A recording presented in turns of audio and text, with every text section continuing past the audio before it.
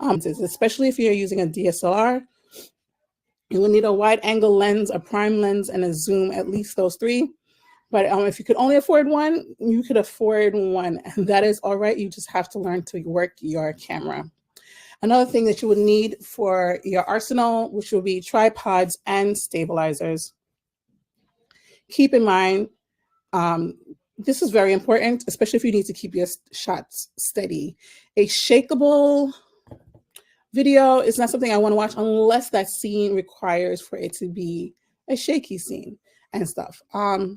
Especially if someone is tripping out or maybe it's an earthquake or whatever that you have to do for the thing. But you always want to keep your camera steady unless it's a running. But even if you're running or moving or chase scene, it still needs to have some type of stabilizer that goes on your chest. So fluid head tripods are the best for you to use. The regular photography cameras will make your cameras like move in such a way that it's very, it's like to me, it always reminds me of someone breaking their neck, someone's neck being broken and stuff. It's not a fluid movement. Gimbals, I also have a gimbal as well, I forgot, so sorry. So basically, I have and a Steadicam. Cranes and jibs are really good, especially if you're doing it for events or if you're looking for a movie to do a crowd overshot and stuff, and jibs. There is affordable versions, not the big ones that you use in studios, but there are affordable versions that you can get online, even on Amazon and stuff. External microphones, never, ever, ever use just the microphone on your camera.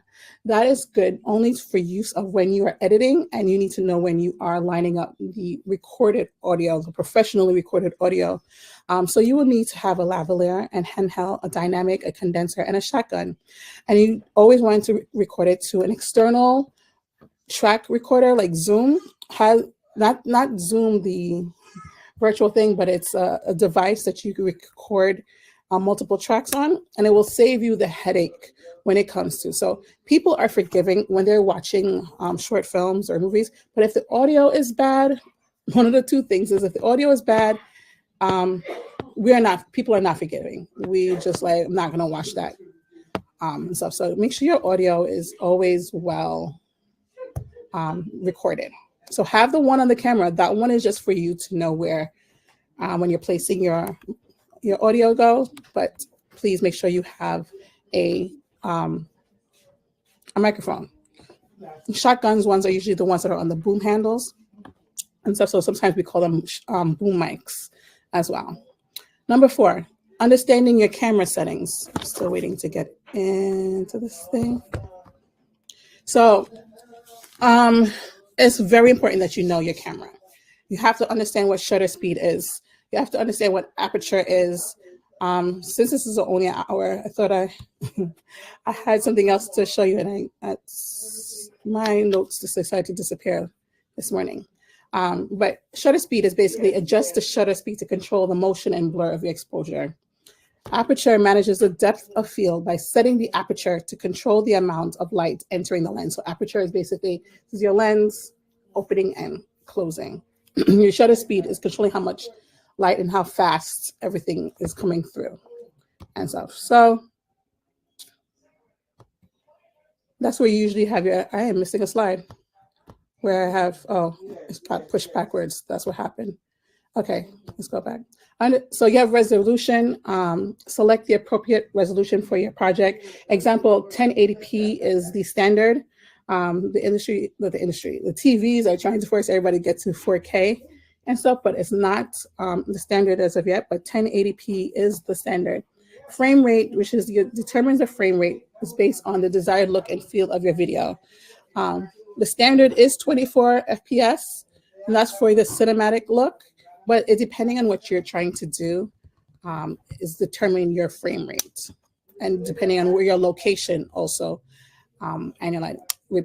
determines your frame rate.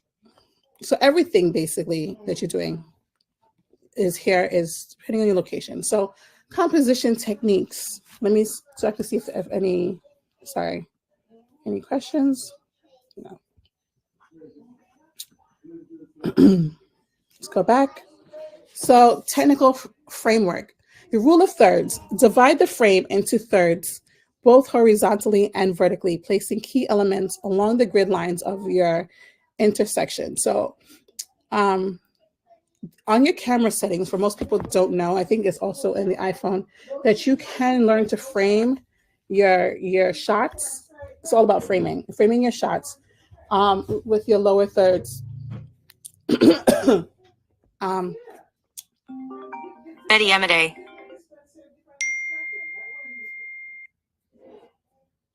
What did you see? Hold on 1 second. So I'm getting a call saying that you guys are not seeing. Let's try again.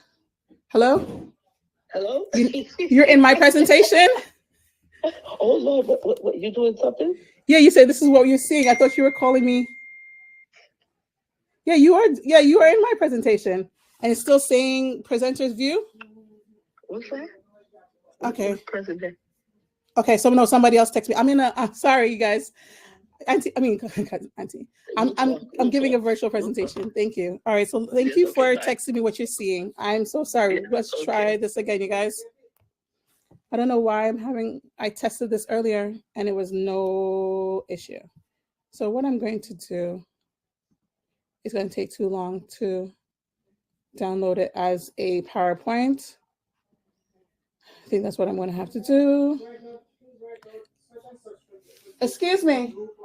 Hold on 1 second. Excuse me. Excuse me over there. Sister Wilson, you're loud. Let's try this again. I'm so sorry. Thank you for texting me as we start this presentation and you guys can see what I have for you. Let me open up in PowerPoint. That's a little frustrating. Okay, there it is. Let's try this again. Let's open.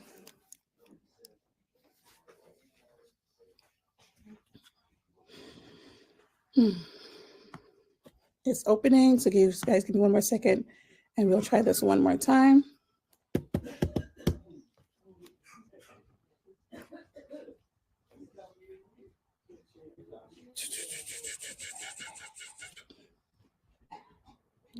All right, so stop sharing that screen and let's try this again. So share screen, video file, extra camera, slides from your computer, upload, downloads. There we go.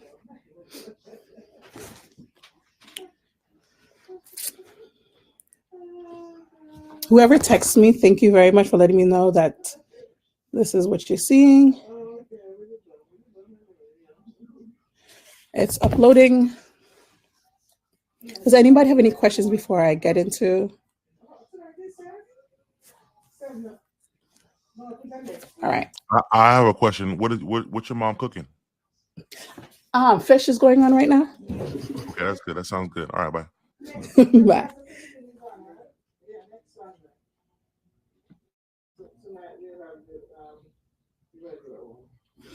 All right, I think it to stage. Let's try this again.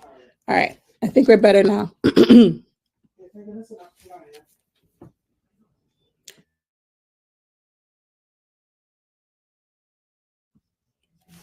All right, so let's try this again. Videography 101.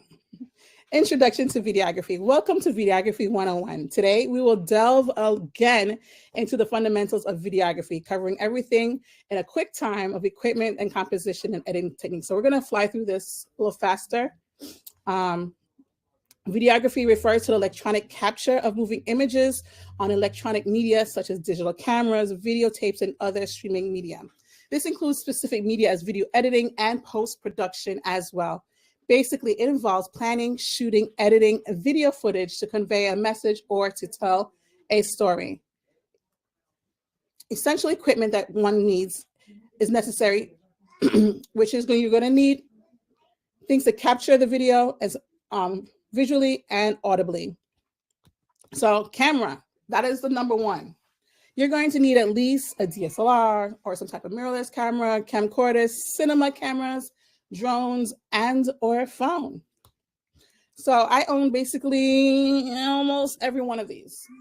cinema camera, a drone, a phone, a DSLR, and and so we'll move on to lenses. Sorry, I have my niece and nephew here today, so you're hearing the little 11-month-old crying because he wants his food. So lenses is very important.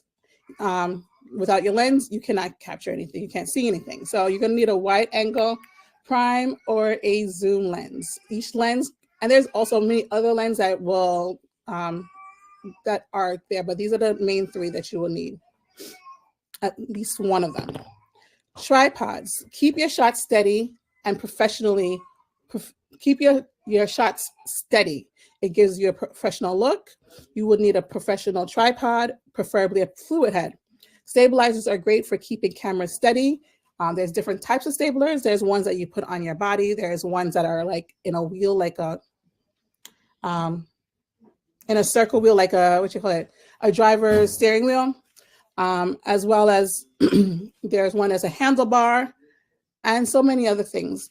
So you can keep them steady with a cam. You can have a gimbal. I own a gimbal, not the one that you put your phone in, but it already has a movable camera, rotating head camera on it, and the media comes to my phone and records there, as well as the drones or cranes, a jib, or a DIY tripod, especially if you're using a phone. Sometimes you may not have gotten the tripod for your phone. You can prop up your phone anywhere, or sometimes it has happened to me, the tripod is broken and I have to prop it up on a book or a speaker and something and slowly move it if I have to move, if it needs to be moved. And here are some of the pictures of the different type of cameras that I just spoke about. You have your sticks, tripods, your gimbal, handheld camera, jib, slider, steady cam, crane, a wire rig, and a drone. Make sure that your handheld camera has a place that you can hold it properly, secure your hand in instead of just always holding it this way. It has multiple ways to hold the camera, but it keeps it as steady as it can be. And sometimes your hands get tired holding it this way. So it gives like a slight grip. External microphones. An external microphone for the camera provides quality sound better than the built-in mic. As I said before, the built-in mics are only good for recording, for when you're going to place the professional recorded device that was on a separate track recorder, such as a Zoom multi-track recorder device. So when you are recording, there was one thing I forgot to put in here to make sure you have at least a clapboard so you know when you are adding your sound into your editing software, you know where to exactly link it up and start. So some of the types of microphones that you will need or to have handy is lavalier, handheld, dynamic, condenser, and shotgun, depending on what you do. Also, if you're recording outside, make sure that you have the filter to cover the wind, sounds, because these microphones are very sensitive to anything and everything. I was in a room where there was no sound, but it picked up, my shotgun mic picked up the, it was wintertime, and it was the water going through the pipes in the wall and stuff. So you have to also make sure you test it before, so you know what you're going to head it to when you're doing editing.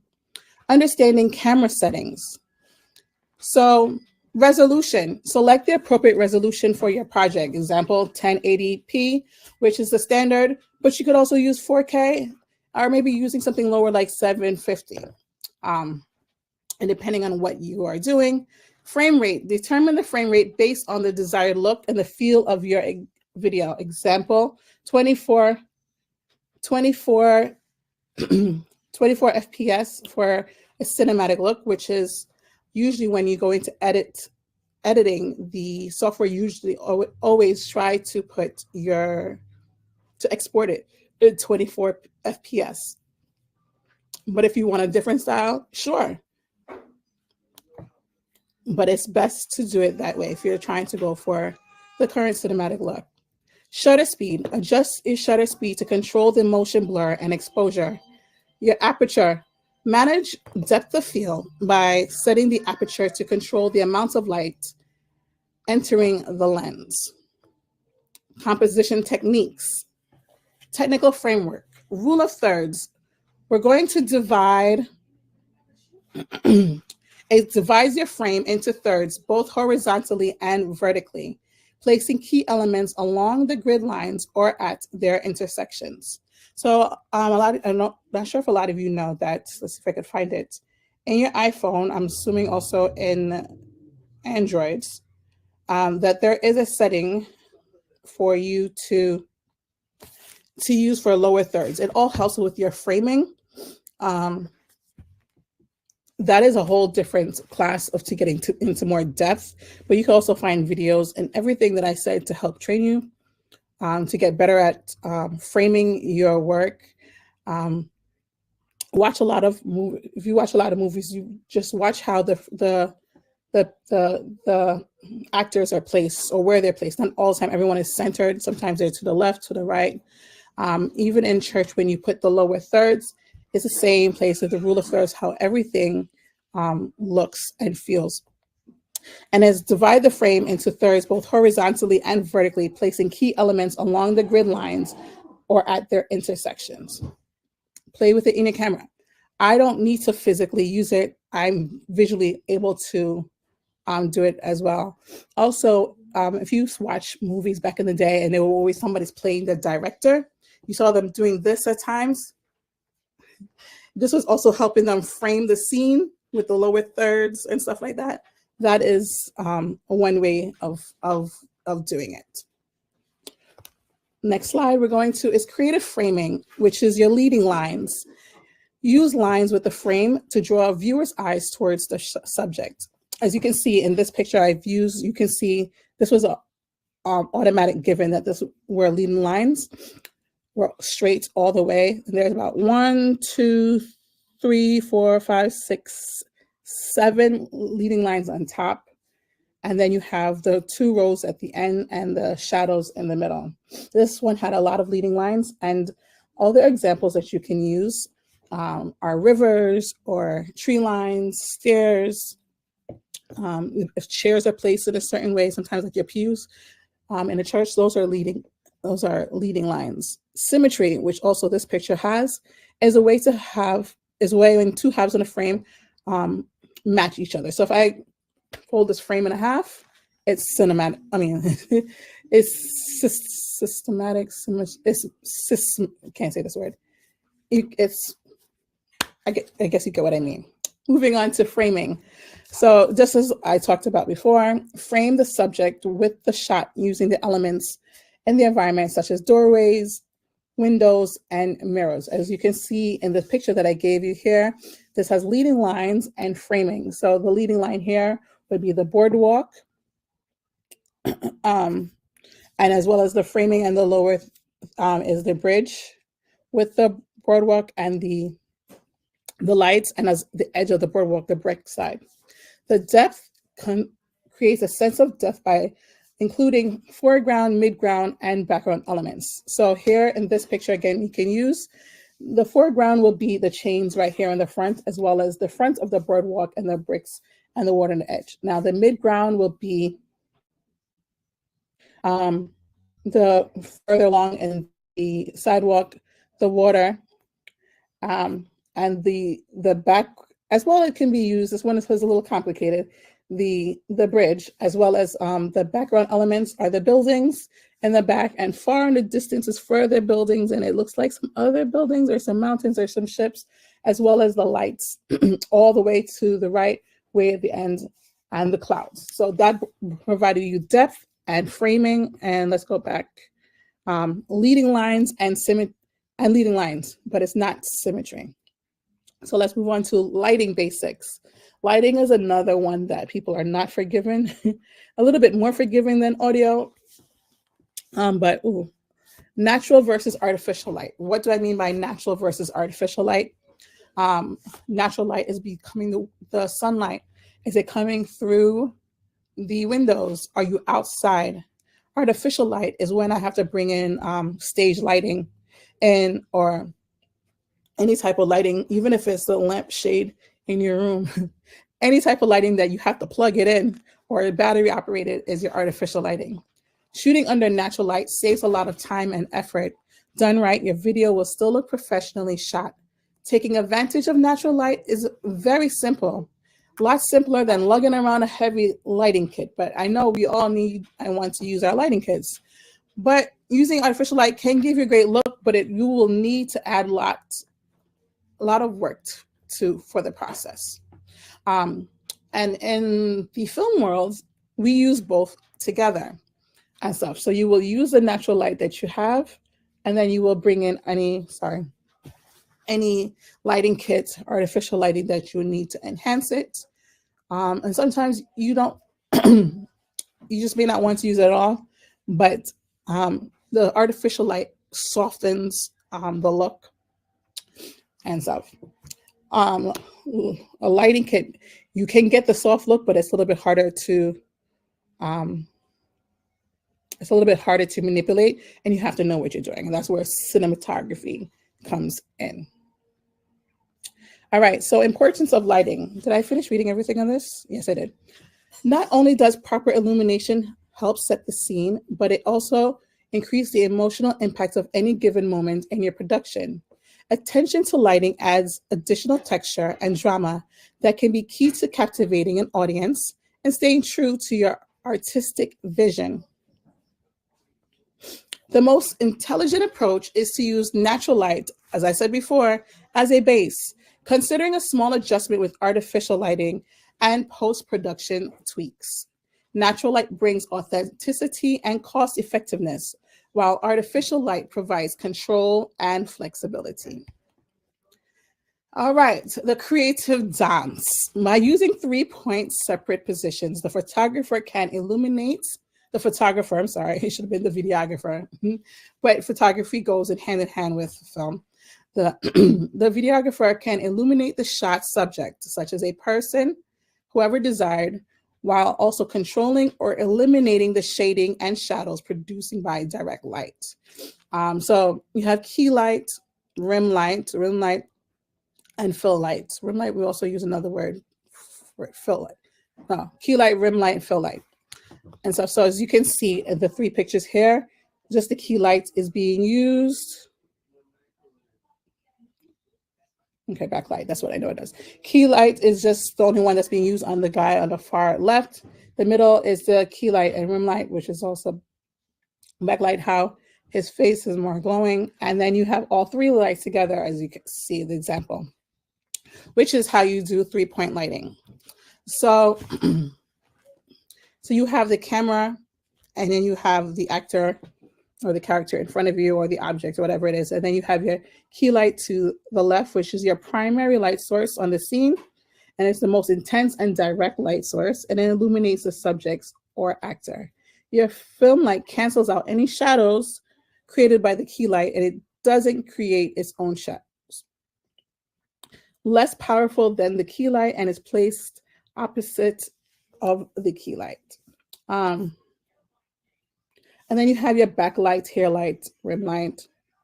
So this is lights up the actor or object from behind, placed higher than the object. It is lighting and separates the actor of the object from the background, especially as us who are melanated persuasion. We always need us to be separated. And when placed on its angle is called the kicker. So capturing atmosphere, the power of lighting. When you place your light source, it can drastically change the story that you're telling. Side lighting can emphasize textures and depth, while backlighting can create silhouettes, adding drama and mystery. Front lighting, often used in commercials, can and make subjects appear clear and free of shadows, but can also flatten the scene if not used judiciously. All right, so we're moving on to chapter 7, harmonizing audio. Quality of sound. Sound and dialogue must perfectly sync with the actions in a movie without delay, and must sound the way they look. If a sound matches the action on a screen, the act is more believable. If you're considering making a film, poor sound quality will really let you down and make your project look amateur. And that is what we're trying to not be like and to get away from. So if you want to make a top-class professional film, it's time for you to invest in some quality audio equipment. choosing the right microphone. This is where you start first. This is big. Depending on what you're doing is the microphone that you need. So just like in real estate, location, microphone. You can get away with things with your camera or what type of camera you use, but microphones is very important. If your location is outside, background noise can be an issue. Whereas if you're filming it indoors, the space might create lots of reverb or reflection of a sound. These issues both require very different solutions and different types of microphone. There will be a microphone out that is perfectly suited for your film's requirements. And this is what I was talking about with the boom mic or your shotgun mic that has the fuzzy filters on it to distract from the background noise, especially wind. And you might think it's not windy, but wind is moving. So I'm missing a slide that had the different microphones. So we're going to prepare your canvas. This is one of my favorite parts in filmmaking, is the script writing, the storyboarding, the screenshots, the shot lists. The shot lists. So this is where more depth you are is more in the cinematography world you get into. But as a videographer, especially if you're trying to make your first short film, you still need to know how to do this stuff, and it will help you in the long run. So your artistic blueprints, a script enables the creation of scenes ahead of time. The video shooting process becomes seamless, stress-free, and action-oriented, leading to a quality video that captures all the intended elements of the production. Your script is where your storytelling begins and the roadmap to finishing your story. So let me give you a sample of my scripts here. These are, let's see it here. This is one of my scripts. And as you can see that there is highlights and colors and different colors. I don't even know what the script is for. Ah, I do know. Different colors. Each color has an industry meaning. Each underline has an industry meaning and stuff. So it's called breaking down a script. You will have to know how to, it's very important for each of your crew members to understand what these colors mean. And it works along with, let's see if I have it ready. Yes, my breakdown sheet of when I'm breaking down a script, it goes on this. So you see the colors that I had before? These are the same industry colors, and everything has a meaning, such as, I should have put the legend in there. So I'll put it in after so you guys can get it. So you will have your cast, your stunts, your extra atmosphere, which is your background characters, special effects, silent, non-speaking cast, your props, your vehicle, animals, sound effects, your makeup, your wardrobe, special equipment. All that goes here so that everyone knows what to do. So if you have a wardrobe person, or if you have a makeup artist or anything else, everyone knows which each script, each page gets filled out by one of these, okay? And they could just look at this and know what they need to do. We'll get into this binder in a few seconds. So planning shots. Different type of camera shots convey different information about characters in their place of the world. Just as I showed you. And let's see if I think I had it there before. Storyboarding is also, as I discussed, very important. Do I have any of my storyboards in here, or did they fall out? I've had this binder for a pretty long time. So storyboarding is very important when you're making. So basically, it's a pre-planning, so knowing the type of shots. So you're not just doing guerrilla style warfare of filming, but you know how your shots want to look like if you're going to be the director, or if you're the director and the videographer, to set up each shot ahead of time so that you know the style and your look, especially when it's time trying to find a story, but I don't think I have one in here anymore. It will help your editor if you're the editor or someone else is editing the footage for you. All right, so I give up. I can't find. I must have taken it out. So creative palette. So different type of camera shots convey different information about characters and their place in the world. So as you see here, you need to know camera shots, framing, they work hand in hand together. So hold on, what's the right word for it? Yeah, so you have different shot sequences such as your wide shot, your typical long shot. There's also codes for these, WS and LS, your medium long shots, your cowboy close-ups, your loose medium shot, your medium close-up, your close-ups, your tight close-ups, and extreme close-ups. Oh my goodness, we can continue going, and there is more. Your low angle shots, your high angle shots, your point of view shots, point of view setup over the shoulder, medium long shot, matching over the shoulder, medium long shot, over the shoulder, medium shots, silhouette shots, your Dutch angles. As you can see here, you have your extreme long shot, as I have here examples, your long shots, your medium long shots, as you see the shorts, ABC versions, XLS and LS, medium shots, medium close-ups, close-up, medium close-up, and extreme close-ups. And even if you're doing live streaming, these are very important. And I think one of them is missing in here was your wide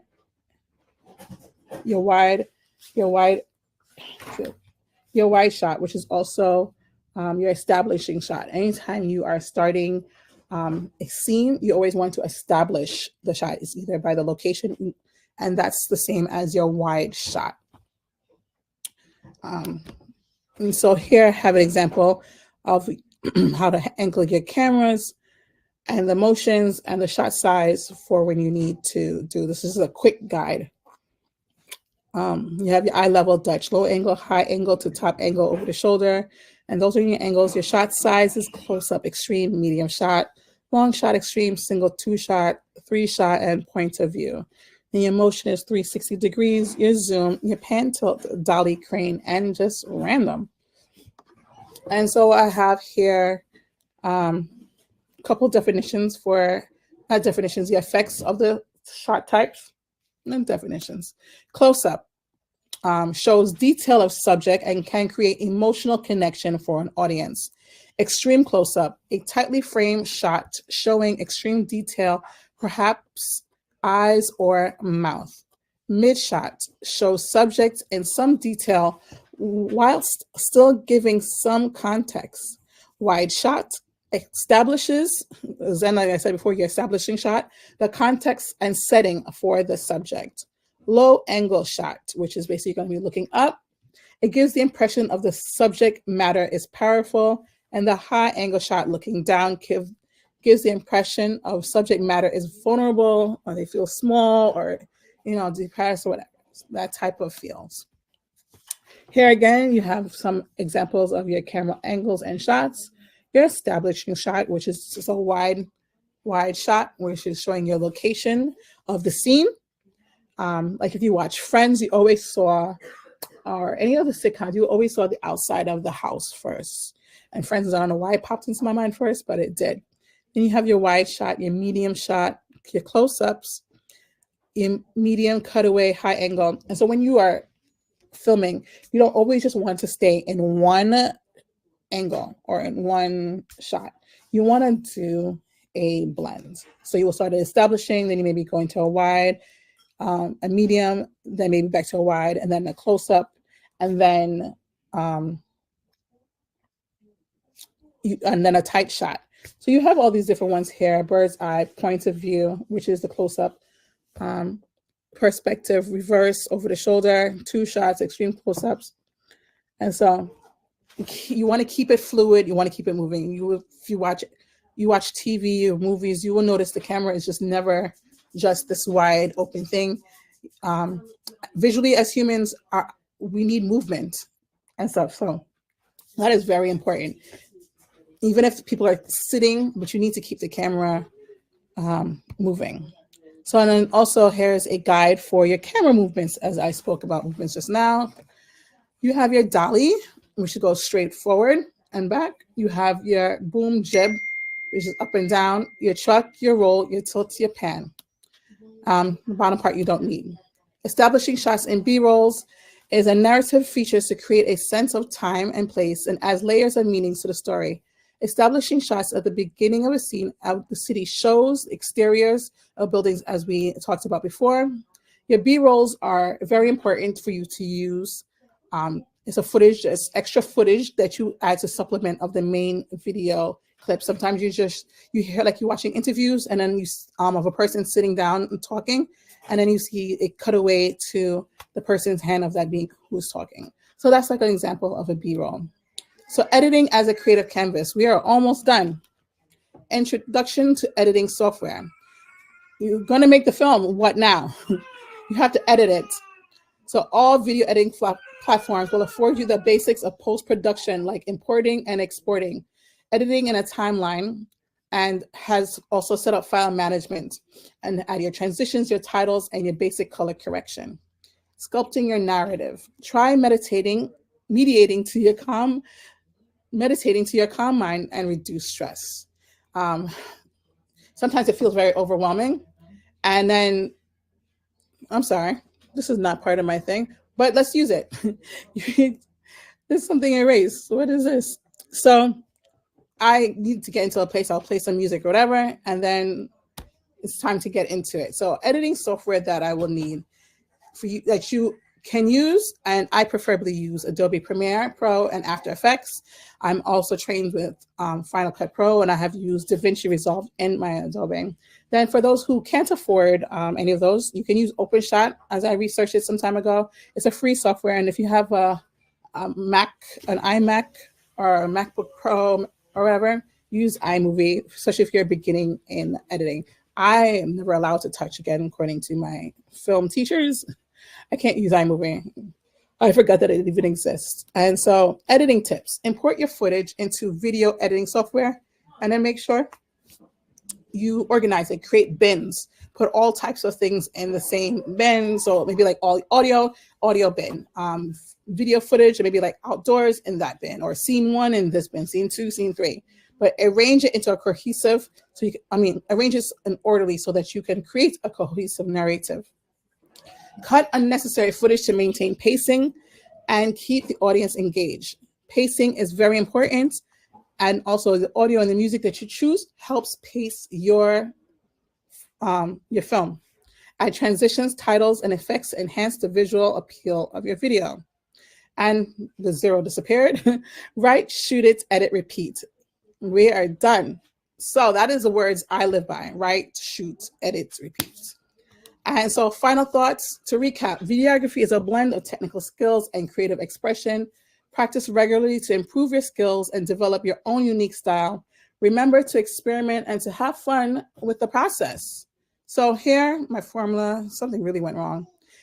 Here is a formula that you can use: F plus L plus M plus P plus M equals a video and stuff. And that QR code at the end was for you to scan so you can get a copy of it as a PDF, as a flip book. That just disappeared off the screen. That QR code you can scan and you will get a copy. I'll be updating some information I just placed in here before this thing started.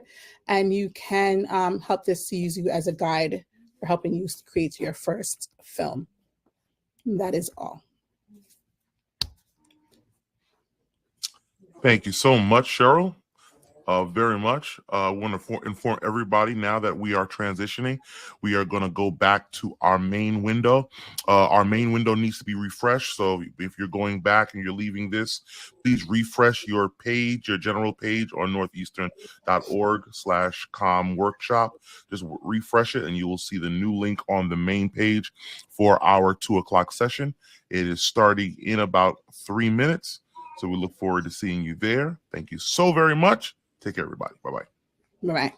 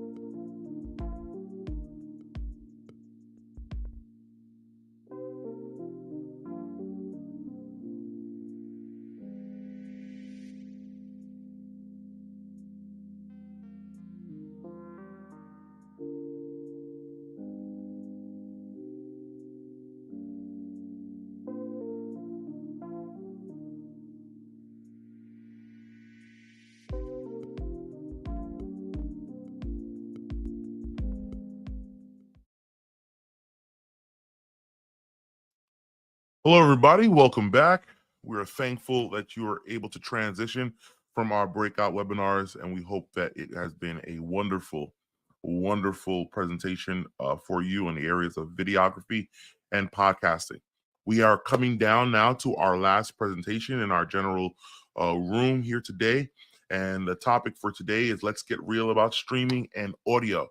And there is no other person on the planet that that I felt that is able to do this presentation than Northeastern's own, and the joy of media and technology for the Adventist Church. In my opinion, he is the assistant communication director for our Northeastern Conference and the director and creator of Praise Vision, of the innovative platform for all media and worship and technology. He is a media director for the Allen AME Cathedral in New York, in Queens, New York, and he works for IBM. That isn't a single thing the guy doesn't do. I don't know if he works for IBM anymore. But anyway, there's a single thing he doesn't need be able to do. I'm thankful to him, and I'm thankful for him. I'm thankful for all the things he's able to give to our conference. And if you do not know of Gary Saunders, you must be under a rock. But he has done so much for this conference over the last 20 plus years, aiding and helping and serving in this conference in the area of communications. And he is going to give us now this opportunity for us to hear from him in the area of streaming and audio. I'm going to welcome to you guys none other than my good friend, Gary Saunders. Hi, everybody. Dudley, you're way too kind. You're way too kind. You're way too Yes, kind. too much. you said way too much. How you doing, guys? And welcome to my lab. Welcome to my lab. My name is Gary Saunders. Recently, actually, I don't need the backup stream. Of course, as a presenter, you want to make sure that if your main one goes down, that you do have a backup to continue on your broadcast. This one is going to be a little bit different, I believe. I want to do things a little bit more interactive, and I'm going to show you around my lab. And we're going to talk about getting real with audio visual streaming. I'm assuming that you guys already have the basics. And then after that, I may transition into what it is I do, and as a media director for a lot of different churches and a consultant for others. I do still work for IBM. I'm a streaming producer for IBM, and that's fun. We're going to welcome your comments, and if you want to kind of join me on the stage, we can do that, because I love to do Q&As and stuff like that. I really appreciate those kind of things. So the first thing, what I want to actually start off with is understanding your network footprint. Let's start there. The pandemic has come. In the pandemic, we learned how to do the streaming, which is our now prerequisite, I believe, for any ministry, because that is now your front door. That is where everybody actually sees you before they want to come into your building. They want to see what you're doing there. We've passed that stage, and some people during that stage were doing a little bit of post-producing, meaning that they would record their content and then mix it and then put it out live, or run it as a premiere in YouTube, sorry, in YouTube, or for those who had various different platforms that automatically played their content, Restream, or to name another one, they would do it there as well. So what we want to actually focus in on now is actually making it better. We understand OBS. For those who are using OBS, nothing against that. And it works. It works. Um, there are other tools similar to OBS, like Live Stream. That's a software. Live Stream Studio, excuse me. I think Vimeo is now the parent company of that. And then you also have vMix, right? vMix. So these are like software streaming solutions. Those actually who use this platform, StreamYard. This is another platform that you can use to get your content out there. But we want to actually take it a step further and making it sound and look ridiculous, right? We want to go ahead and show a multi-million-dollar budget on a multi-million-dollar production on a shoestring budget. That's never going to actually work in our churches. Well, some of our churches. I know we do have some churches that are very, very keen on technology. But what do we do to make it better? So the first thing that we need to actually concentrate on is actually your network infrastructure. um, I find that most of our churches look at our networking as an afterthought. It's not the primary thing that anybody really thinks about, but it's the cornerstone of how you're actually going to get your content out. In my situation here in my lab, I have two internet connections that actually come into my lab on a router that actually allows me to load balance the amount of network that I'm going to be using, or to segment the network off of what you call VLANs, virtual LANs, to allow for certain packets to go certain places, or let's get a little bit closer, to allow certain cars to go down certain highways, right? So if you have a car that's destined for Miami, we don't want to actually send it to Chicago, right? We want it to go where it needs to go. So this allows me to actually segment my network and actually have the ability to fail over, meaning that if the network goes down, we still have another way of transmitting or communicating our content. Excuse me, I have a little bit of cold. I'm trying to get up, not a cold, but allergies. But anyway, so getting back to the point now, in reference to making sure your network infrastructure is good, you got to figure out what the plan is overall for your church and for your ministries. And I'm going to go into a PowerPoint, not just yet, but that will kind of give you an idea of where I'm going with this. Um, but you have to kind of figure out what your ministry is looking to do, right? So inside your ministry, you have various different departments that use that said internet. Well, your audio visual is one. They need to actually use that. The other one would be your treasury, right? The other one would be your administrative staff, and all those different entities within your church. They have their own separate rooms, and your networks go to those individual places.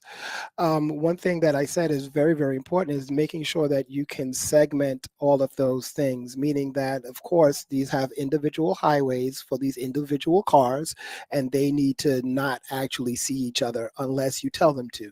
So that's like the basis of the infrastructure that you kind of need to understand, and how to plan your network to be able to do your high level streaming. Because basically what we want to do is to actually use QoS, or quality of service, to make sure that you have enough bandwidth to get your content out above everything else, right? Because you don't want anything happens with your stream and it's going out, because even during the pandemic, that's how we were collecting our funds, right?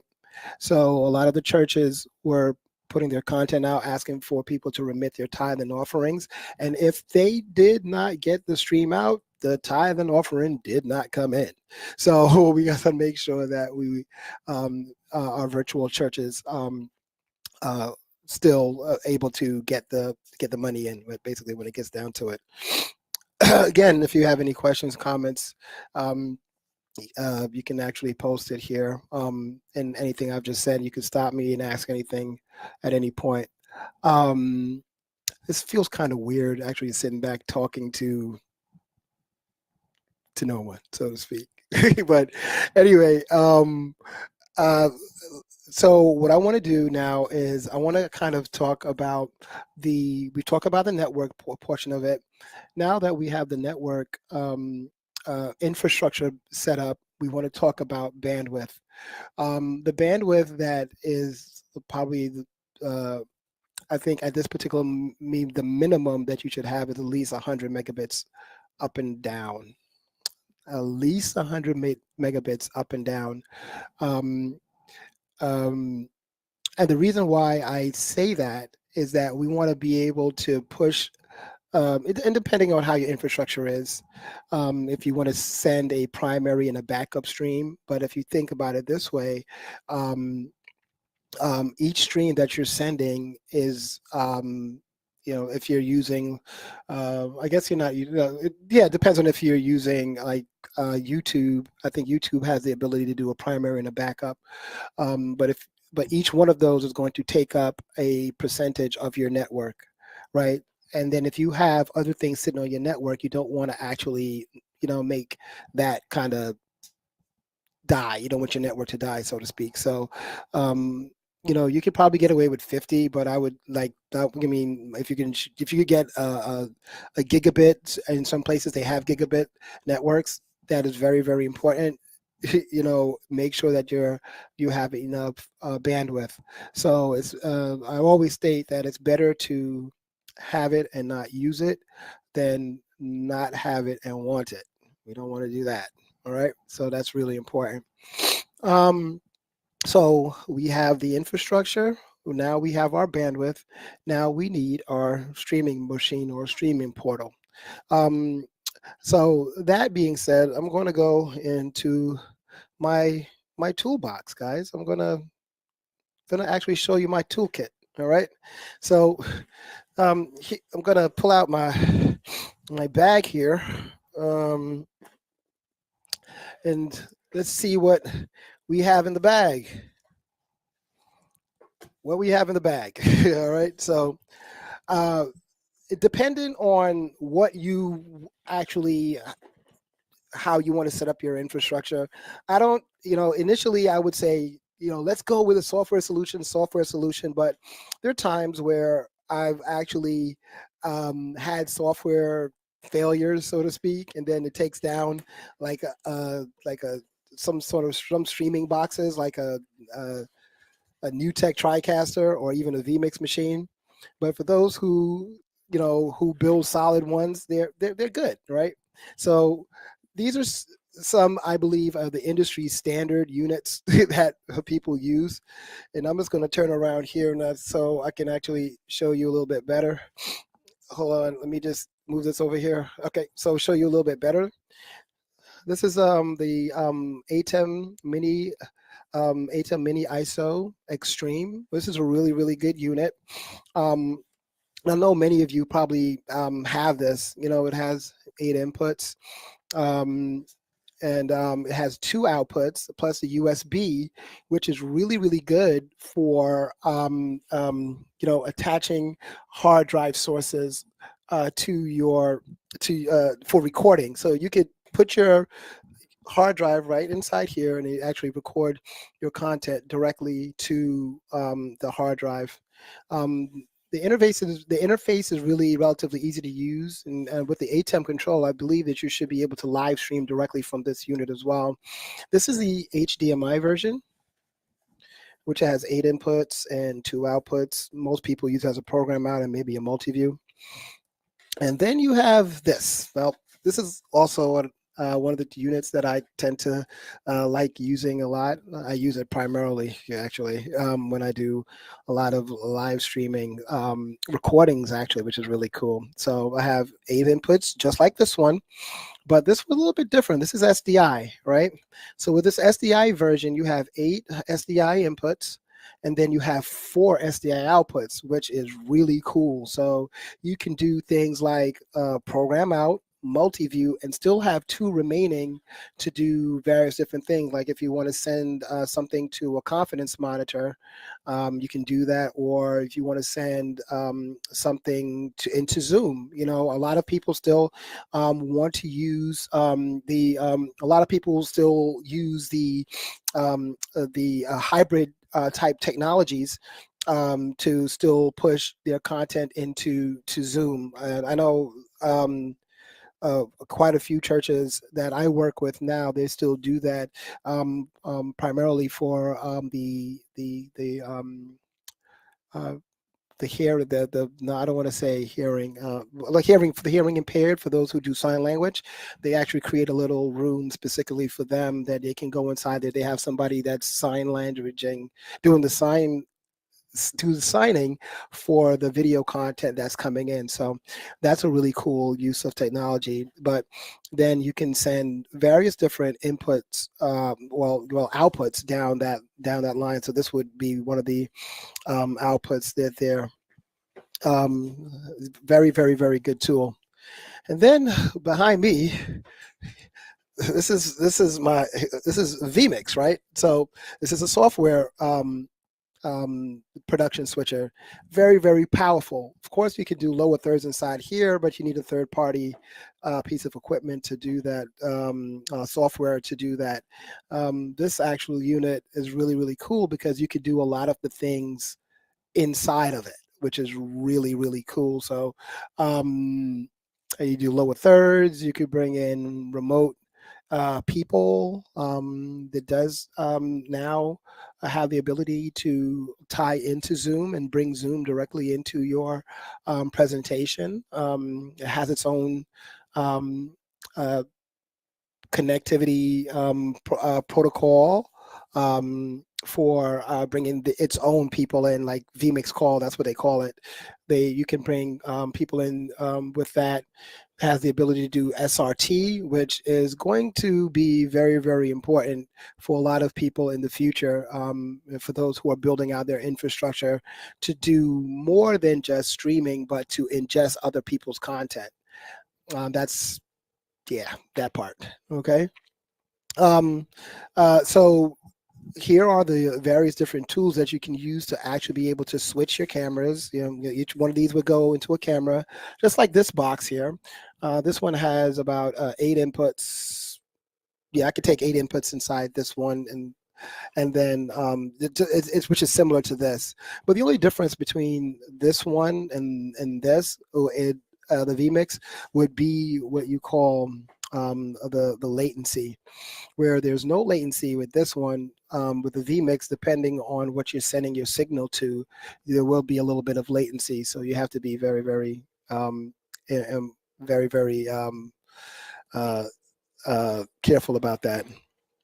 Okay, so that's the video portion of what we're looking at. So we're moving now from the infrastructure to we moved from the infrastructure, we moved to the bandwidth, we moved to the streaming platform.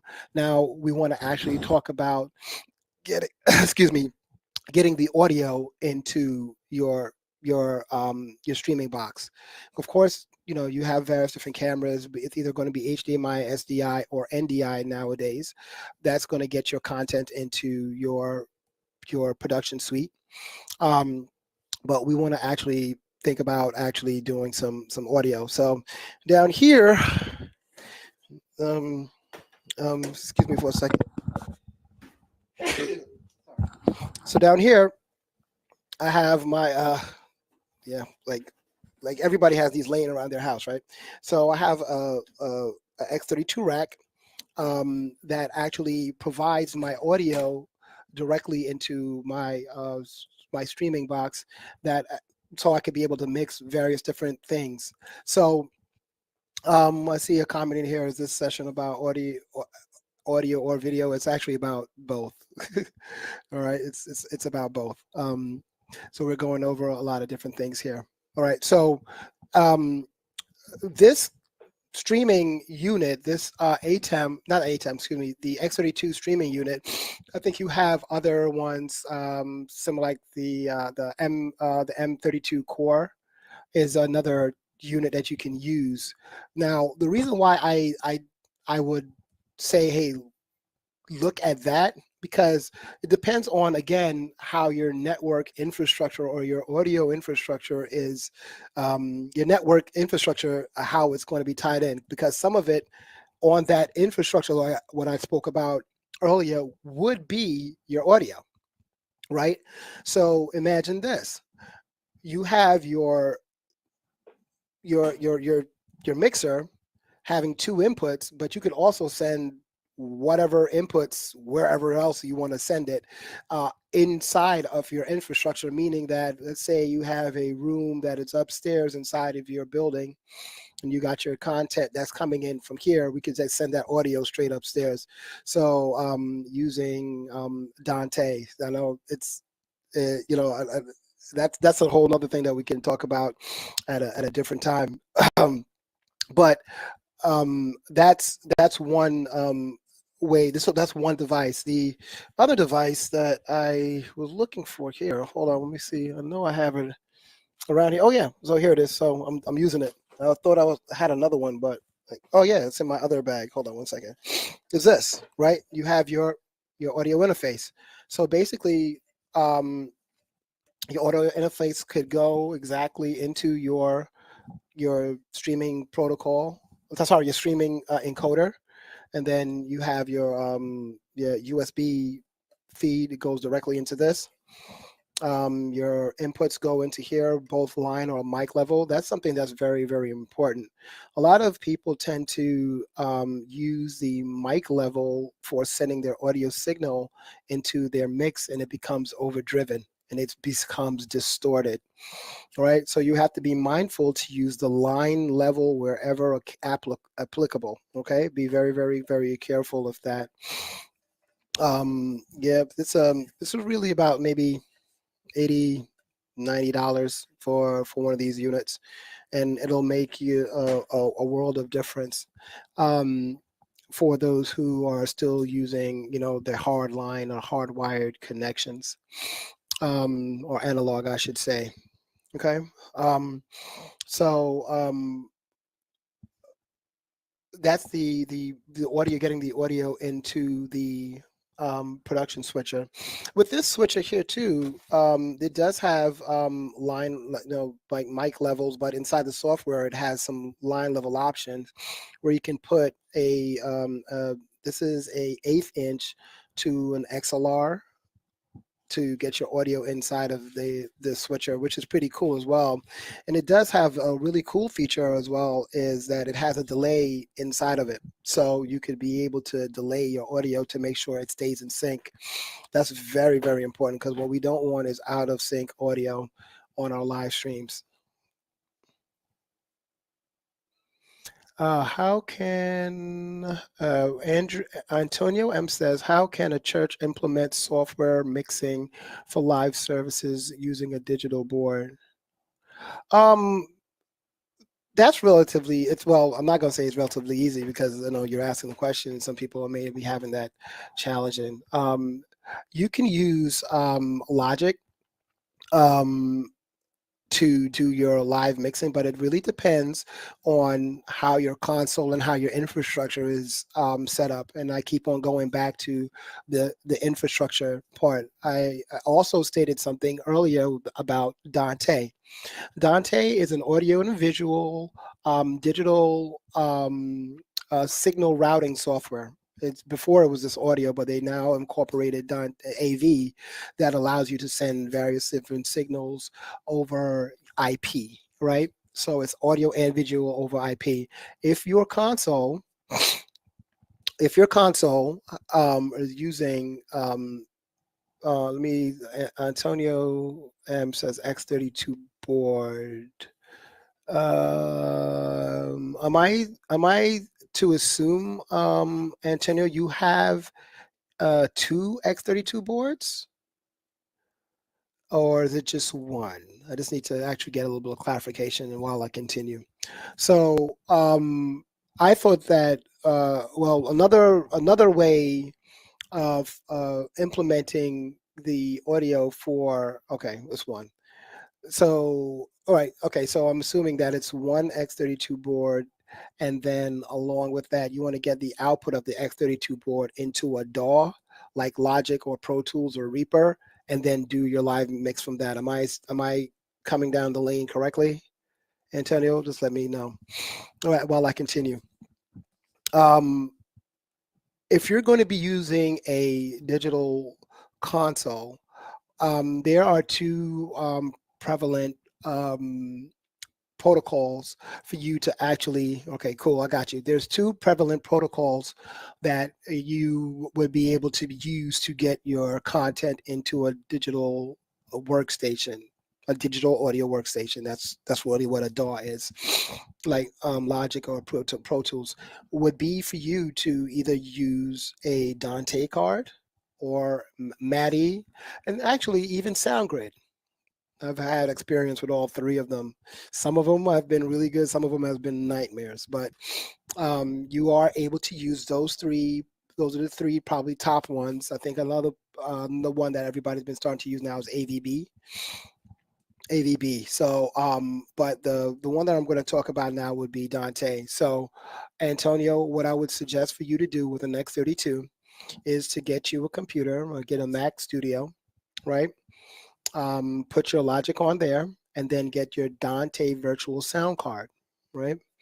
You get a Dante virtual sound card with a, of course, on your Mac with a Thunderbolt, or not a Thunderbolt, like a USB-C, the Ethernet adapter. You want to make sure that you're getting the full 1 gig throughput, basically thinking that your network would be a 1 gig network on your infrastructure, what I spoke about previously.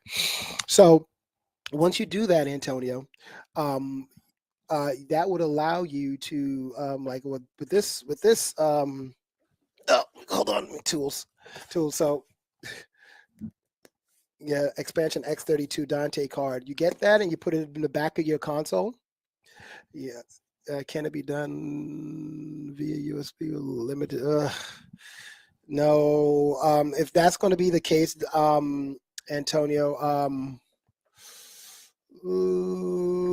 I guess you could. Well, if you have an X32, you could actually do it over USB. Because I did that for a church, Stroudsburg Church, a gentleman that I was helping out there as well. So you can go USB out of your X32 into the computer, which will get your audio into the DAW, right? And then once you get the audio into the DAW, you're going to have to, on your X32, not well, it would be on your DAW at this particular point. The output of that would actually have to go back, not even back to the X32, but it has to go out to get into your encoder, right? So you would still need to come out of the DAW with with a device like this, which was going to capture your audio that will get into your encoder. So that would be probably the fastest way for you to do that with limited budget. But kind of getting back to what I was saying with with uh, with Dante, that allows you to really kind of step up your routing on what you want to put wherever inside the building. Meaning that if we wanted to do a virtual sound check, that means like when you are, church is over, you have your downtime, you've recorded your content to your DAW, you could actually go back and mix your content in real time over the loudspeakers inside your church to make sure you fine tune it to create um, the best experience that you need to do it. Okay. So that's one way you can do it. But like again, for me personally, I'm an advocate more so for Dante than the USB protocols because it allows me to send the signals more different places.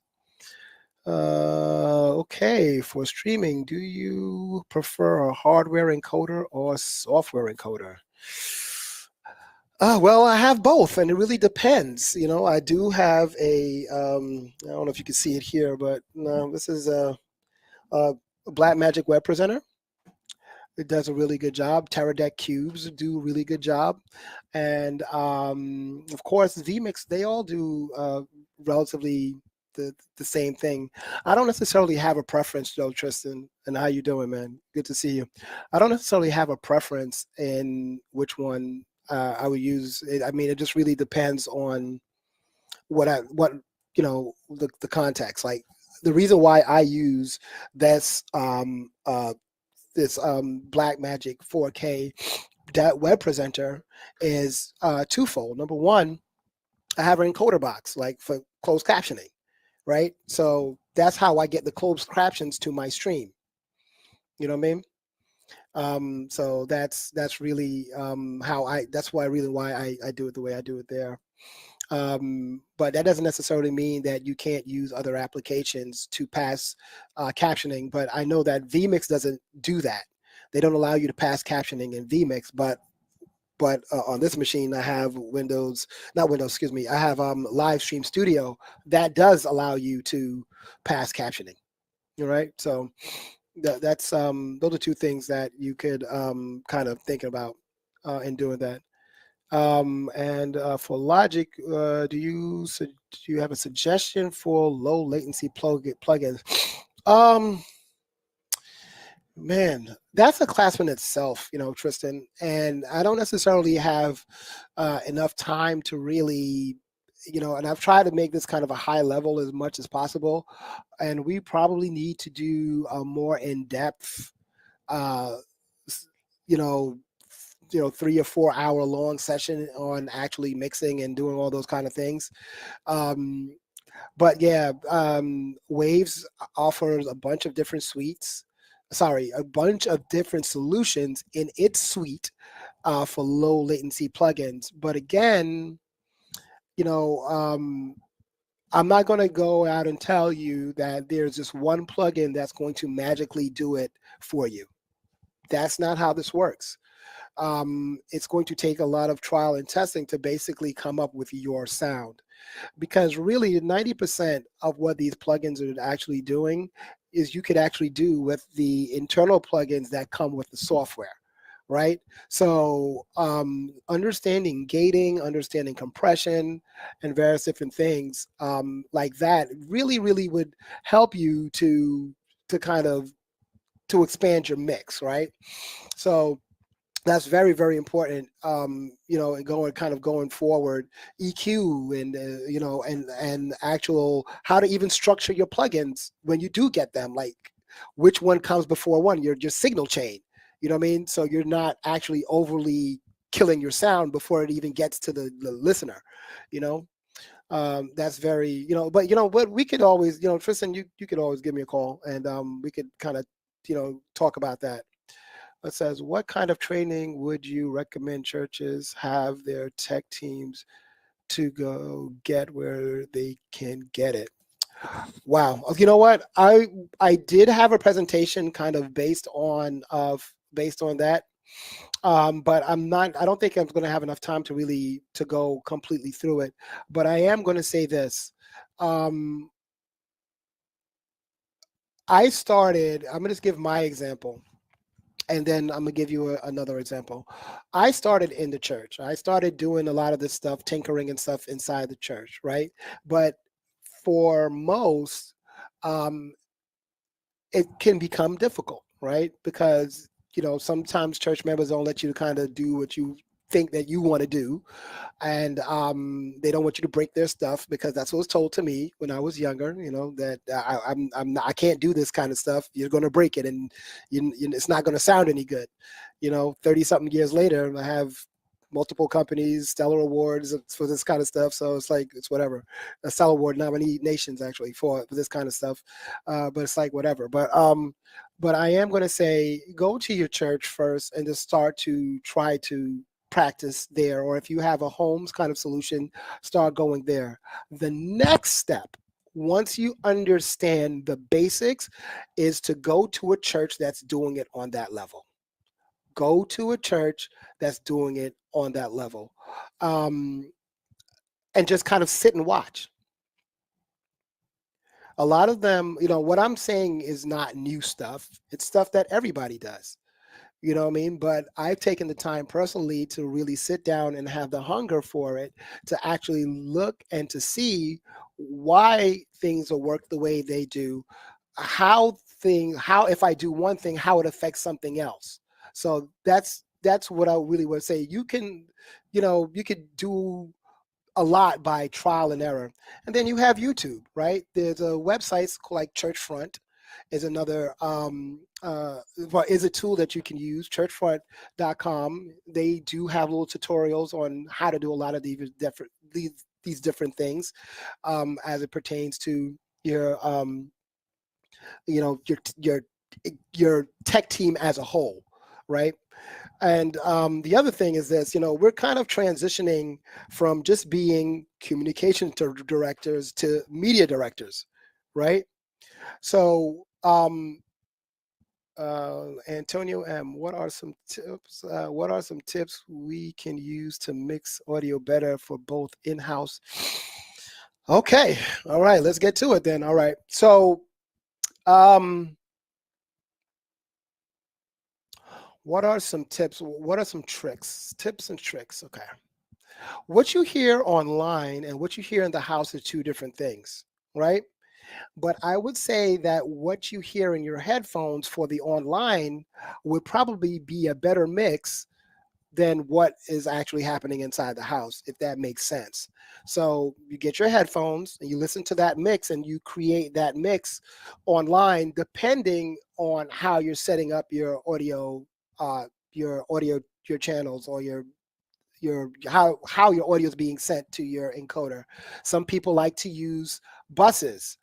Some people like to use matrices. I like to use matrices because I want the online mix and the in-house mix to be as similar as possible, so I know what's going to both. Right? So what tends to happen is that a lot of people sit back and they be like, hey, listen, I'm going to create this individual mix, and they listen to it. But when you're mixing inside the house, and it sounds this kind of way, you kind of get lost between the two mixes. It's like doing double work, right? And that's something that you have to just kind of be able to manage. So one of the things that I tend to like to do is I have audience mics, right? Because I want it to sound as authentic as possible, like the people are sitting inside the room mixing. So definitely, I would try to put up some some audience mics inside the room to capture a little bit of what the ambiance of the room is, to go along with the directness of the individual mix, if that makes any sense. Okay. All right. Do you have a recommendation of YouTube channels or budget-friendly training platforms to learn basics? Again, as I stated, Churchfront is one that I would definitely advocate for you to take a look at. There's a couple of guys on YouTube. A name slipped me at the moment, but they do X32 trainings. For those who want to look at X32, for those who are looking to do Pro Presenter, they have their tutorials. A lot of this stuff can be found online, guys, really. So and everybody kind of says the same things, really. So really now it's just for you to actually get it, apply it, and see if it works for you, because what works for you may not necessarily work for me. You know what I mean? You keep the questions coming. This is fun. Okay. All right. So where was I? Yeah, we were talking also. Yeah, I was talking about. So we had the audio coming in, and we was talking about mixing, waves, plugins, and all those kind of things. So when dealing with, You just finished talking about Dante. yeah, I need to finish finish talking about Dante. Oh yeah, well, Dante. All right. So now the cool thing about Yeah, they're very good. Yeah, trust. Yeah. So the cool thing about Dante is like my entire infrastructure is kind of built off of that, you know. So I can literally send audio from um my one of my laptops into a live mix here. Now the good thing with the um the vmix protocol is that you could actually take in, I believe, up to 16 channels of audio and mix it inside there too. So in my case, what I do for work, I bring in um content internationally. So that comes in, I can mix it, master it before putting it out on the stream that goes outside. So if I have content that's coming in from Italy, Germany, Spain, or France, I get all that in. I could get all the levels set. So the viewing audience who is receiving the content gets a level broadcast all the way through. So Dante could allow you to do that, because you get your audio into the box, and then you can send it into your mixer. Then you can send it back out of your mixer back into the box. It's really cool. But that's the reason. That's the way I kind of use it.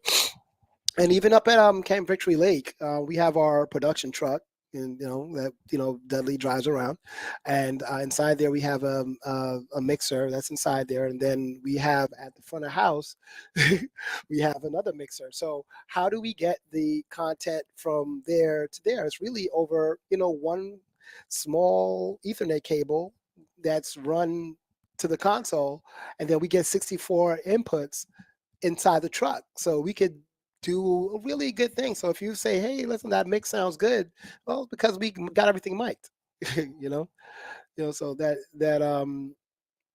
so that's really what it is. Well, I mean, that's really all I got for you guys today. I do have some materials on the 5 steps of becoming a church media director, because that's really what we're actually transitioning to. We're no longer communication directors and all that kind of stuff. So I just want to kind of briefly go through this really quick, since Dudley put it up. All right, so let's kind of look at this.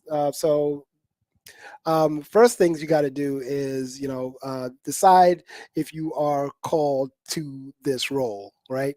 Not everybody who wants to transition or uh, to be a media director can be, because maybe I'm not, and there's no disrespect, it's just that it's something that's you got to be anointed for, because it takes a different kind of patience, a different kind of hunger to kind of do it. But definitely training is a part of it. So definitely you have to pray for guidance, consider your spiritual gifts, and talk to mentors. Dudley's a great mentor. I'm a good mentor for those who I've gone through doing various different things with. I mean, I have one guy that's at the Apollo. I have a couple of people who are in Disney. I have one who is yeah, I've come two in Disney and one at the NBA, and they all kind of came through my pipeline. So yeah, I mean, get yourself get yourself a good mentor.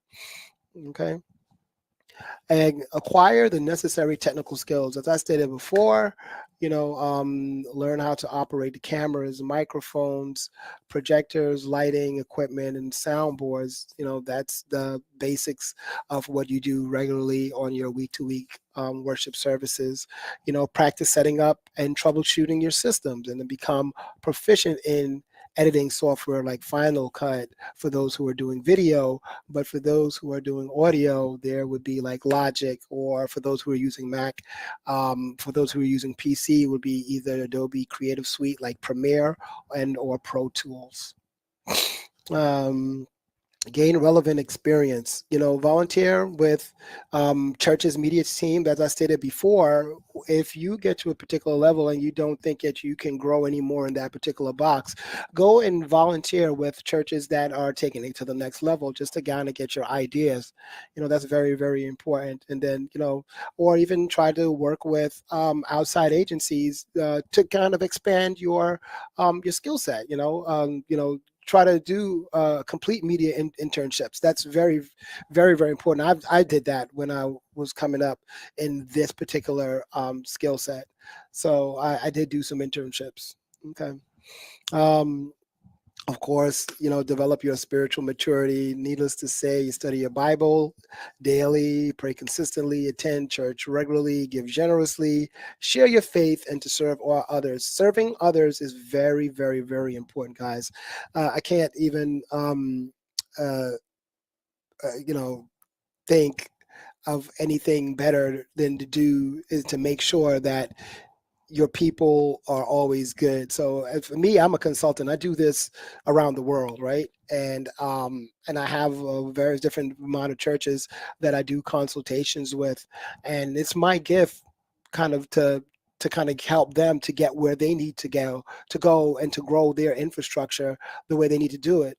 So that's very, very important as well. Network and interview, join church media groups. Facebook has a lot of really cool groups that you can actually go in and learn a lot of stuff in. There's technical stuff for pro presenter, digital boards, Allen and Heath boards. You can go inside there and go through those various different groups, join them and see what everybody else is doing. Attend in-person conferences and workshops, NAB, those kind of things. Set up informational interviews with various different companies, and ask for referrals from the network of your people, like you're doing now. See, Janelle is networking with Tristan. That's always a good thing. you know, like-minded people kind of get together and become really great. The outcome will be great, I should say. Shadow other directors. If you see something that other people are doing, go sit, ask. I love to talk about stuff like that. So sit, ask, be involved in trying to figure out, hey, how did you do this? How did you do this? Like, why is it the video wall over here is working so good and over here it's the same one, it's not working the same way? Let's talk about it.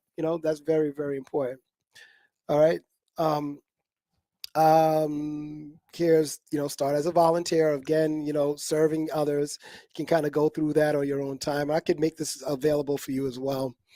And the more that you read, the more things you will know. The more that you learn, the more places you will go. That's Dr. Seuss, So, and the last thing is rely on God's guidance and pray for wisdom and discernment. Seek counsel for spiritual mentors from spiritual mentors, and to be patient for God's timing. I know you guys want to kind of hurry up and do it now. It doesn't work that way. It doesn't. It doesn't. Yeah, video walls are now. I just put in 2 at the mega church that I work at. And it's very, very fun. You can do some really, really good things. And then when you start to actually blend that with Unreal Engine, oh, that's a whole different thing. Now, when you talk about content, making content, I don't know if anybody spoke about Unreal and how you can interact that with your live worship service. This is a whole different thing. That's the next thing I'm kind of working on. So yeah, so it's always kind of good to set goals and to work along with people that want to go the same directions with you, and just kind of join that community. So listen, I'm gonna have, there's 4 minutes left. If you have any other further questions, you can go ahead and ask me. If you want to kind of jump into the chat, not into the chat, but into the live. I don't know if Dudley could do that, but you could ask your questions that way as well. And that's all I got for you today. Yeah, well, I mean, the undertaking, the ability for you to have this conversation and teach everything in an hour, it's impossible. It's impossible. It's impossible. Yeah, But it's impossible. we hope that this becomes an avenue for people to begin to start to look at other YouTube clips, groups, and networking for you to build your to build your Yeah, knowledge from absolutely. this. Yeah, I think it is important for us to maybe try to do some different in personal, yeah, targeted webinars or even events where we can have hands-on training, whatever the case may be. I think that might be good for us. The other thing would be it'll be really great for us to have a technology lab. Yeah. Yeah, a technology lab would be really, really good to bring like-minded people together and just see how things work, and how how we can put things together and work together as a complete unit. Like, let's say that you want to send signals back from Victory Lake back to the control center in Merrick. We got Right. not Merrick at all, on Merrick Boulevard. Those are things that we have to kind of figure out. You know what I mean?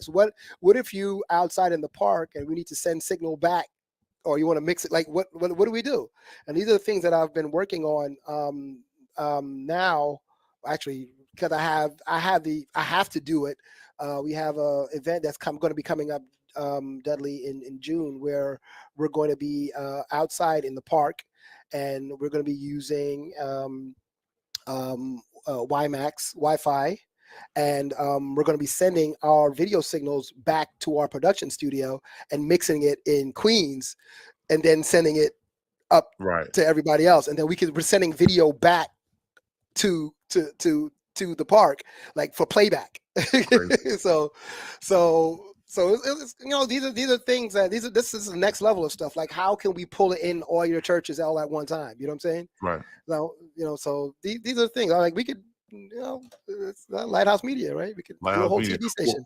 Well, we're really excited to announce to all of our communication directors, all our church leaders, pastors, etc., is that our media truck now is available for our conference, and so for any event that you're doing, any opportunity for you to want to stream a major event and so on, you can just contact us, and we can begin to start to see how best we can allow the media truck to be utilized, not just for events, but also for training, and bringing some of your young people on your media team and seeing how the studio works, and begin to start to pick brains of people like Gary and young Tristan and myself and Travis and all the team that we have, what can be done for your church.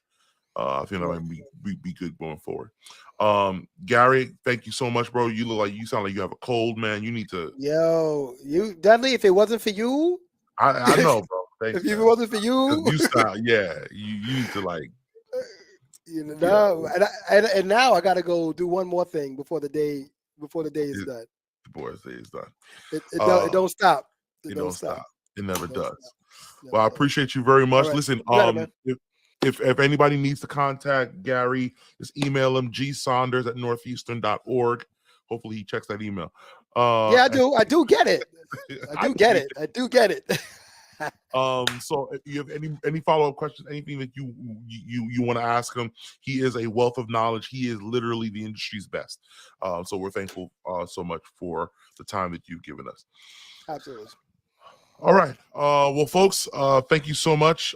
We are gonna wrap up today and today's workshop, and we're thankful so much that you were with us since 11 o'clock today. Just a couple of announcements and some things to give you before we close. First thing is, I'd love to let you guys know about all the things that we are doing on YouTube.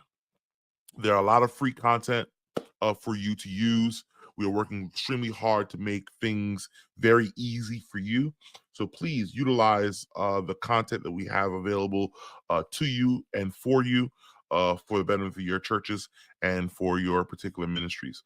As we mentioned before, the Lighthouse Media Studio truck, our media truck that is now available to our churches. For you have a particular event, maybe your church is a little smaller, but you want something a lot bigger. You want the streaming program to be a lot bigger, and the presentation to be a little bit more quality. Please let us know.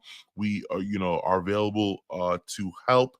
It does come on a first come first serve type of basis. Obviously there are funds to get the media truck up and down, but it's very cost effective because it's within our conference. So please let me know, send me an email, contact me if you are interested in that, if you have something coming up in the future, so that we can accommodate you moving forward. In the next coming months, we'll have another information. We'll have another flyer out for you.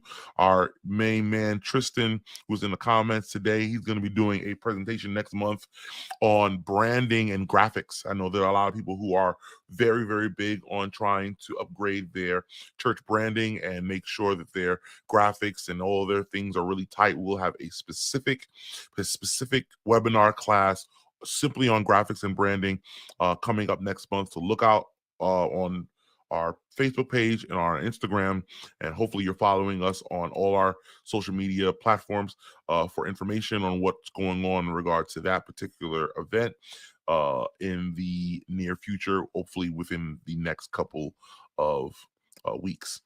Communication department is continuing to team up with the Atlanta Union. Remember the message that we said before about being a digital disciple. If you're interested in becoming a digital disciple, please let myself know. Please let Shanoa Villefrank know from the union and be a part of that growing movement.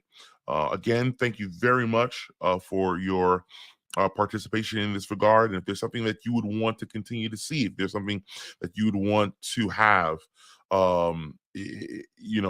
presented, please let me know so that we can try our best to be a resource to you. I myself, I hold two hats. If you don't know me, I am the communication director and the associate youth ministries director. So a lot of times my week is filled up in communication stuff and my weekends are filled up with youth ministry stuff. So I try my best to visit the churches, but normally if I'm visiting the churches, normally it's in the capacity of youth ministries.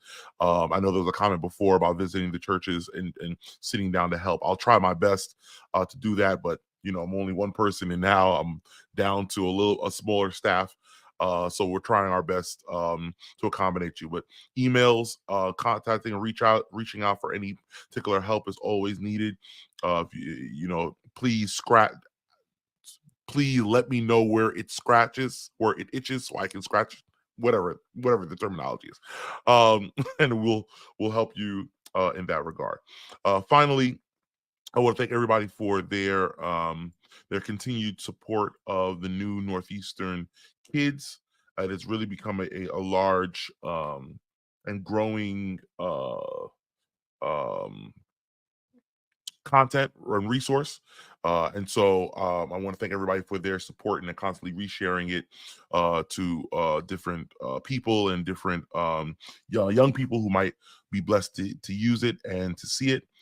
So thank you so much for making it extremely big. Again, follow us on our social media platforms on Instagram, Northeastern SDA, on Facebook. Obviously, search Northeastern Conference. Subscribe to our YouTube channel, to our Northeastern YouTube channel, and to Lighthouse Media Studios to get all of our custom-made content. Lighthouse Media Studios, we're streaming there right now for that custom information. I want to thank desperately our keynote speaker once again, Shanoa Villefrank. All of our presenters, thank you so much for being here. And for all of you who took the patience out to be here, thank you very much. We hope that you were blessed today. We will be sending out the presentations and different information that we have from this to all those who registered, hopefully within the next week or two. So make sure that you get that. If you need the link, just again, go search for us on Lighthouse Media Studios. We're streaming live there, and you'll be able to get the link of this. And this will also remain here on our page here at Northeastern Conference on our conference page. So if you just want to go back and just check northeastern.org/com workshop, you should be able to get all of our presentations and everything here. All right, we're going to close with prayer. I want to thank everybody again. Let's pray. Father, thank you so much for your blessings. And thank you so much for all the wealth of knowledge and the resources that you've given us for the areas of communication. Now, as we depart, continue to give us your vision for our churches and for our independent ministries. Continue to allow us to be enthusiastic about learning and continuing to grow in our respective fields. Bless all of our presenters and bless all of our leaders who are here today as they strive to become content creators and better communicators for your name's honor and glory. Bless the rest of our week, we pray in Jesus' name. Amen. I'll leave you with this last little tutorial, everybody, on church lighting before we go. In part 1 of this video, we talked about using 4 Pro Wash Max fixtures to light a 16-foot wide stage. A question we often get from pastors is, where do I hang these lights? Typically, 45 degrees from the person on stage is an ideal location for your wash lighting. For example, if your stage is 5 feet tall and your ceiling is 25 feet tall, you would want your wash fixtures to be 15 feet in front of your performer and 20 feet off the ground. In the case of this stage width, we recommend evenly spacing the lights at 3-foot intervals from the center of the stage. This setup will give everyone on stage even lighting coverage. You may not always be able to hang your lights at exactly 45 degrees in your church. Here's a look at what the differences are between 30 degrees and 60 degrees. Notice that the lower the number, there are shadows under the eyes and under the chin. It's a little harder to make out expressions, and there's not as much light towards the back of the stage. At 60 degrees, it's much easier to see expressions, and there certainly are no shadows. But there's also a glare, especially for someone who wears glasses, and the back wall has a tremendous amount of light on it. You can see this even further as you look at the degrees from the side of the stage. Notice how much light covers the stage when the lights are at 60 degrees. This can be a problem, especially if you have a projection screen at the back of your stage, and is something to consider. In this example here, we see why 45 degrees is such an ideal angle. Notice that the glare on Drew's glasses is lessened. There are basically no shadows, and yet the light completely dies out by the time it gets to the back screen. One thing we love about the Pro Wash Max is that it throws a completely even wash of light. Notice that the light display from left to right, front to back, is completely even with a soft, pleasing edge.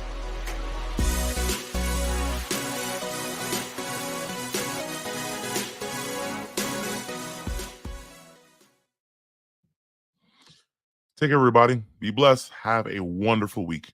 We'll see you soon.